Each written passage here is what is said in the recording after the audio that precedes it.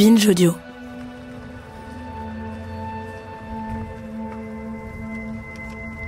Un vent froid, plein de vagues et de tristesse, s'élève et transporte l'âme vers d'autres pensées. Le sommet des arbres se dépouille et se tord. Pour les Celtes, la mort n'est que le milieu d'une longue vie. C'est peut-être un des traits caractéristiques de la Bretagne, cette promiscuité avec la mort. Ô pécheurs, repentez-vous étant vivants, car à nous, morts, il n'est plus temps.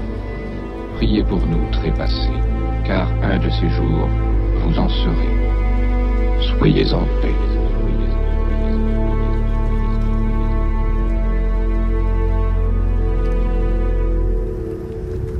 Au vieux pays de mes pères, épisode 2.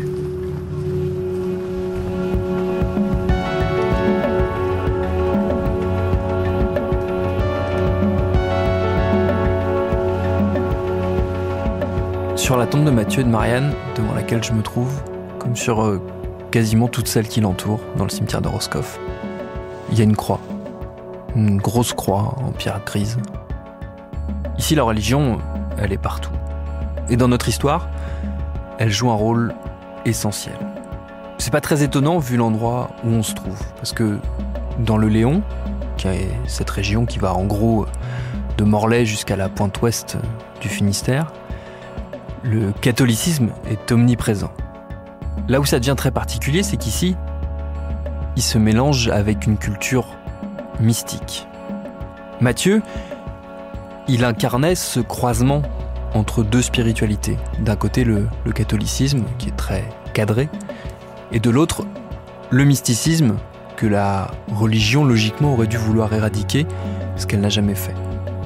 Moi, j'ai toujours ressenti ça ici, et ça m'a toujours fasciné. Un des bouquins préférés en Bretagne, par exemple, c'est La légende de la mort en Basse-Bretagne d'Anatole de Brasse. Et ça parle autant de morts vivants et de fantômes que d'enfer, de paradis et d'église.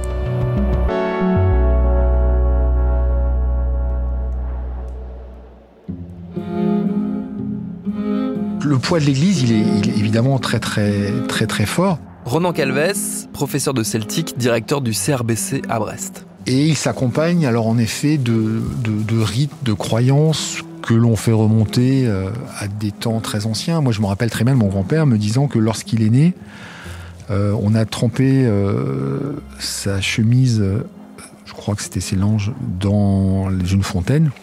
Si les langes restaient à la surface, il restait en vie, et si elles coulaient, ça voulait dire qu'il allait mourir. Donc c'était des pratiques qui relèvent de la magie, qui relèvent de croyances, mais qui se pratiquaient dans une fontaine patronnée par un saint ou par une sainte. Donc l'Église catholique, elle a très clairement fait le choix d'accompagner un certain nombre de rites qui doivent remonter à des temps immémoriaux. Au départ, la revendication bretonne, enfin, ou en tous les cas l'idée d'un respect des valeurs, d'un respect d'une nature bretonne, elle est très clairement catholique.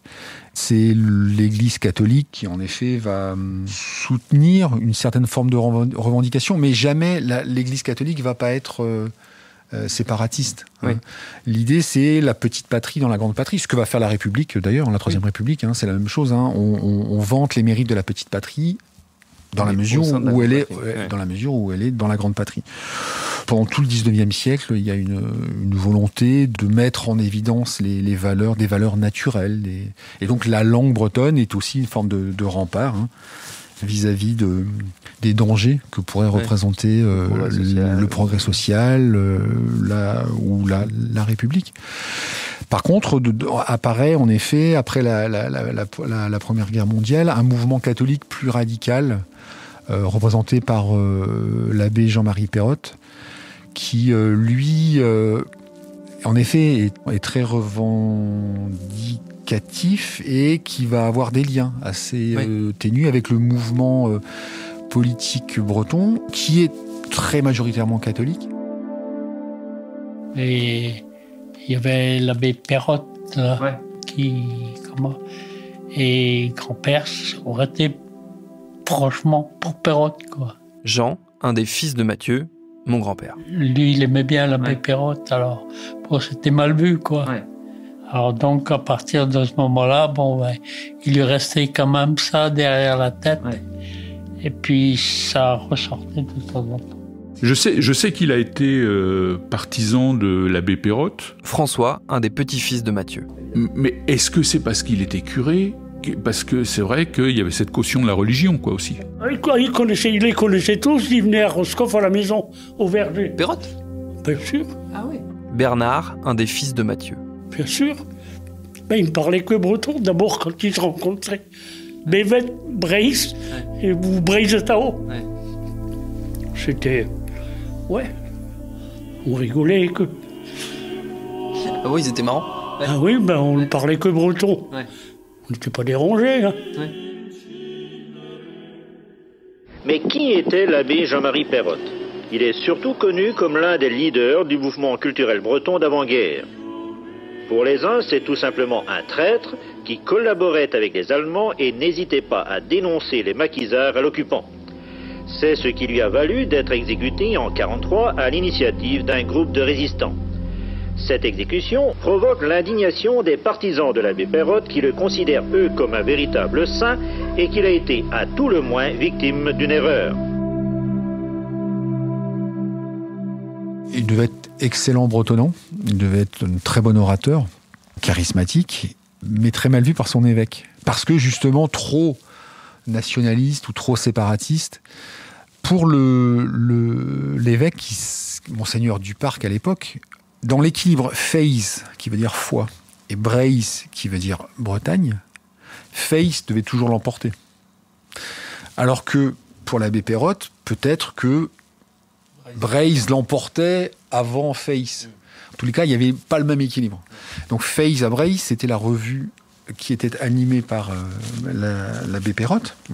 C'est un journal qui a été créé en 1865 jusqu'en 1885, qui s'est arrêté ensuite et qui a repris au début du siècle et qui a été animé ensuite par Perrotte. Voilà, il y a un militantisme assez fort, un activisme assez fort. Sébastien Carnet, maître de conférences en histoire contemporaine à l'université de Brest. Autour d'une personnalité, donc l'abbé Perrotte, qui est très très active dans les années 20 et les années 30 auprès de la jeunesse. Ouais. Beaucoup de gens gardent encore un souvenir assez affectueux finalement de cette personne-là, puisque il a permis à un tel de mener une carrière de peintre, à un autre de faire des études, ce genre de choses, quoi. Donc ça, c'est le curé des années 30. Dans les années 40, ça sera un autre contexte. Oui, parce qu'il va être tué par des résistants. Voilà, en décembre 43, ce qui n'était finalement pas une grande surprise, parce qu'il avait été déjà menacé à plusieurs reprises. Bon, on lui reproche diverses choses, d'avoir publié dans son journal Faiza Braise des articles anti-bolcheviques, d'être en lien avec des gens qui parlent un peu trop, peut-être, qui dénoncent d'autres personnes. Enfin, il est à la croisée de plusieurs feux, quoi. Et puis c'est quelqu'un qui était assez, d'après des gens qui l'ont connu, j'invente rien, et même des gens qui l'aimaient beaucoup disaient que finalement il parlait parfois lui-même trop, ouais. Et parfois avant de réfléchir. Ouais.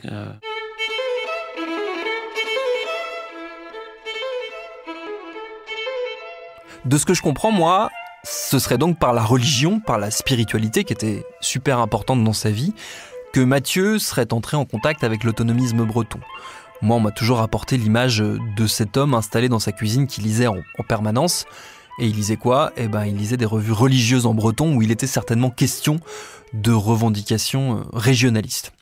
À cette époque-là, le mouvement breton, il essayait de se fédérer. Et c'est là que l'histoire intime, celle de ma famille, rejoint l'histoire collective parce que le mouvement autonomiste breton, dans sa grande majorité, il a collaboré avec les nazis.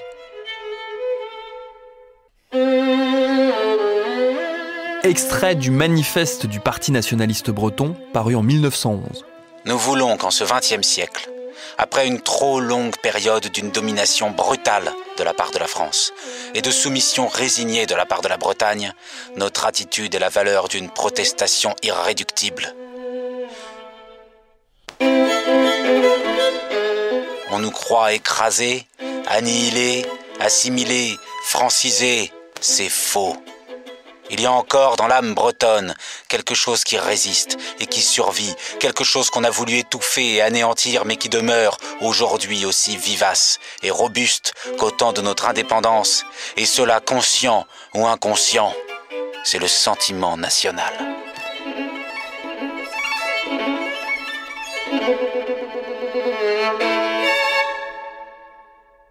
Au début des années 30, il y a deux courants, on va dire, qui vont structurer le mouvement et se séparer, entre des fédéralistes qui vont s'ancrer à gauche et des nationalistes qui vont davantage s'ancrer vers la droite et notamment vers le nazisme. Alors là, il y a un attrait assez fort qui apparaît en 31-32 pour comment ce qui se passe en Allemagne, pour la réussite du nazisme.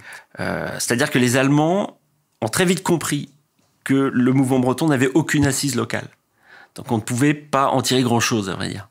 La seule chose qu'on pouvait faire, c'était faire subsister, un peu sous perfusion, un micro-mouvement qui serait comme une espèce de petit caillou dans les souliers de Pétain, une espèce de contre-pouvoir potentiel. Et en le maintenant finalement sous perfusion, on pouvait inciter certains de ses membres à vouloir en avoir plus, avoir un salaire, être rétribué en faisant du renseignement. Voilà, c'est ça la politique allemande. En aucun cas, les Allemands ont promis l'indépendance ou quoi que ce soit. Parce que ça, c'est le mythe qui a perduré après. Voilà, c'est ce qu'on a raconté pour essayer de dédouaner finalement les Bretons en disant, ces Bretons-là en disant qu'ils auraient été abusés. Non, pas du tout. Pas du tout. Dès le début, tout le monde a compris qu'il ne se passerait rien. Extrait du journal L'Heure bretonne, le journal officiel du Parti national breton, le 14 novembre 1942. La radio diffuse depuis ce matin 2 messages du Führer. L'un destiné au peuple français, l'autre au maréchal Pétain, le chef de l'État français. Ces messages font part de la décision prise par le chef du Troisième Reich de faire occuper par ses troupes la zone située au-delà de la ligne de démarcation. À l'heure où paraîtront ces lignes, tout le territoire qui demeurait soumis à la juridiction de l'État français sera sous le contrôle des soldats du Reich et de l'Italie. C'est un événement considérable. Le Parti national breton déclare une fois de plus qu'il n'est pas moins sensible à l'entreprise gigantesque des forces européennes coalisées pour éviter la bolchevisation de l'Europe. En affirmant sa foi dans l'ordre nouveau promis aux peuples européens de bonne volonté, le Parti national breton a conscience de servir les intérêts les plus authentiques de la Bretagne et marque sa fidélité aux traditions spirituelles de notre patrie.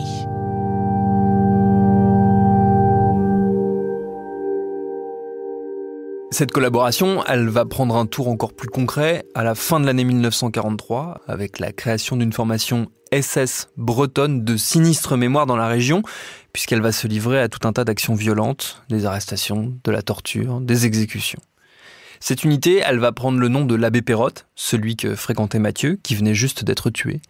Ça peut paraître étonnant d'ailleurs que des SS, qui par nature sont supposés être des païens, rendent hommage, comme ça, à un homme d'église. Ce qui est sûr, c'est que ça a contribué à brouiller un peu les frontières entre les différentes branches de l'autonomisme breton et que ça a définitivement entaché l'ensemble du mouvement. J'ai encore 2-3 questions, après on va... J'essaye toujours dans l'idée de dresser un peu un portrait robot de ce Mathieu que je connaîtrais jamais, que par justement les récits très à distance. J'essaie de comprendre un peu à quoi ressemblait cette jeunesse très catholique, très sensible à la cause bretonne du début du XXe siècle. Lui, il était né en 1894. Donc, c'est quoi cette génération-là de jeunes catholiques du Nord Finistère? T'as une idée, toi, un peu de à quoi ça ressemblait culturellement, idéologiquement, cette génération-là? Alors, une génération évidemment plus conservatrice, on dira, plus marquée à droite. Mais voilà, c'est la droite catholique assez respectueuse de la hiérarchie, de l'autorité, et puis qui... alors je ne sais pas quel était son métier. Agriculteur, ouais. Cultivateur. D'accord. Et boulanger après. Enfin, ils avaient les deux, ils avaient une boulangerie à Roscoff. J'imagine que c'est un peu l'idéal type un brave garçon qui fait ce qu'on lui dit de faire. Non, c'est pas si simple que ça, mais parce que là, on est dans le flou justement. Ouais. Est-ce qu'il était lié à un syndicat, oui ou non? Vous voyez, donc ça peut influer aussi sur le type d'engagement auquel il était lié. Ouais. Ouais. Mais c'est justement tout le problème du flou qui entoure ces récits là, parce que finalement le flou permet tout. et donc permet énormément d'imagination. Et je mets ça en lien finalement avec l'absence pendant longtemps d'archives, alors qui commencent à sortir aujourd'hui. Les archives publiques sont pour la plupart désormais accessibles sans dérogation. Toutes les archives de l'épuration sont accessibles maintenant.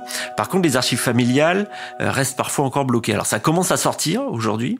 De temps en temps, par chance, on peut tomber sur un petit cahier d'écolier dans lequel des récits sont consignés. Mais lorsqu'il n'y a rien, vraiment, alors c'est les archives publiques, c'est le recoupement avec d'autres récits, avec d'autres témoignages qui peuvent permettre de s'en sortir. Et puis alors, quand c'est possible, mais c'est pas toujours simple, le travail au sein des familles, réussir à faire parler les gens.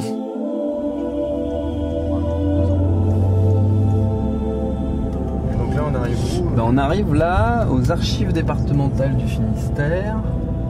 C'est des places réservées ou quoi ça? Non, pas pour les clés. Qu'est-ce qu'on espère trouver aujourd'hui? Alors en fait là, qu'est-ce qu'on va aller voir? C'est Sébastien Carnet qu'on a interviewé aussi, qui est historien. Et il m'a donné la cote de la liste de épuration. Donc l'épuration, c'est cette période après la guerre où il y a eu beaucoup d'arrestations, d'exécutions et tout ça. De gens qui étaient accusés de collaboration. Donc la liste épuration du Finistère, les noms de A à C. Parce qu'en fait, chaque personne qui était arrêtée avait une petite fiche qui était remplie quand il arrivait après son arrestation, où il y avait son nom, machin, d'où il venait, et en gros, qu'est-ce qu'on lui reprochait. Et donc on va voir si on retrouve Mathieu.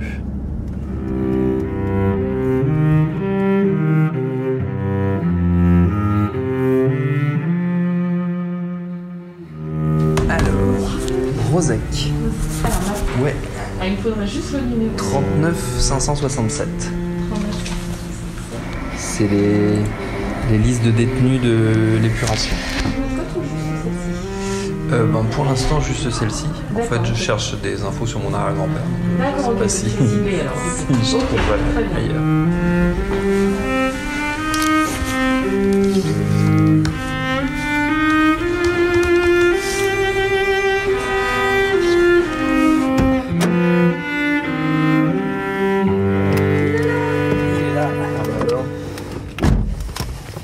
Je suis un peu bouleversé. Pourquoi? J'ai tout trouvé. Ah, c'est super. Ouais.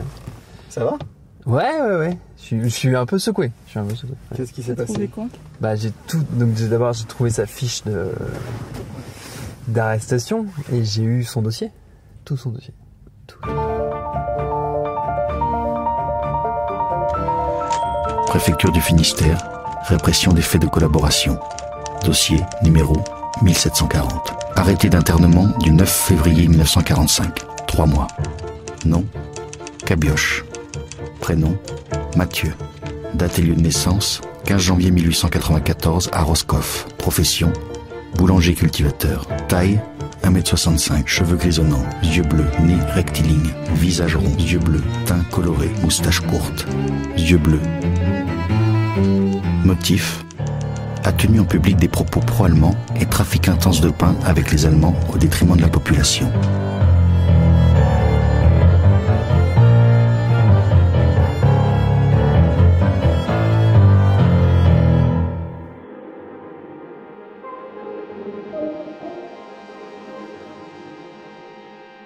À suivre.